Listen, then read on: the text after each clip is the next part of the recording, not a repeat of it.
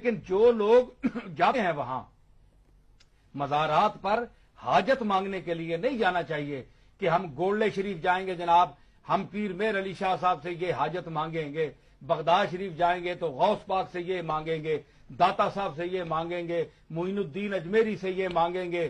یہ بات غلط ہے۔ یا امام جعفر صادق کے وہ پوڑیاں دیتے ہیں، نظر نیاز دیتے ہیں کہ ہم نے یہ ان کے دے دیا، حالانکہ نظر اللہ کے سوا کسی کے لیے جائز نہیں ہے، صرف اللہ کے لیے نظر ہے، باقی سب کے لیے ممنوع ہے۔ نظر اللہ کی جو ہے وہ عبادت ہے، وہ اتارنی واجب ہے، اور جبکہ بزرگوں کی آپ جو نظر پہلے تو ماننا ہی ناجائز ہے۔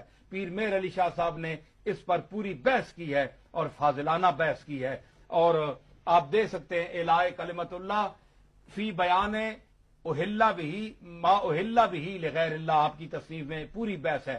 نظر کی آپ نے قسمیں لکھی ہیں، یہ جو آپ نذرانہ کہتے ہیں پیروں کو، یہ بھی ناجائز ہے نظر کہنا، اس کو ہدیہ کہنا چاہیے۔ نظر صرف اللہ کی ہوتی ہے، اور نظر انی نظر تو للرحمان قرآن میں آتا ہے، یوفون بالنذر ویخافون یوما کان شرہ مستطیرا، یہ بھی نظر کا اللہ نے ذکر کیا ہے۔ نظر خاص ہے اللہ کے لیے، تو نظر کسی بندے کی ماننا ناجائز ہے، لیکن پیر صاحب سے مانگنا، غوث پاک سے مانگنا، خواجہ معین الدین اجمیری سے مانگنا کہ اے فلانی قبر والے میری فلانی حاجت پوری کر دے، یہ مشابہت بے عبدت الاوثان ہے، بت پرستوں کے ساتھ مشابہت ہے، جو شریعت میں شرک ہے، اور شرک گناہ عظیم ہے، ہماری شریعت میں منع ہے۔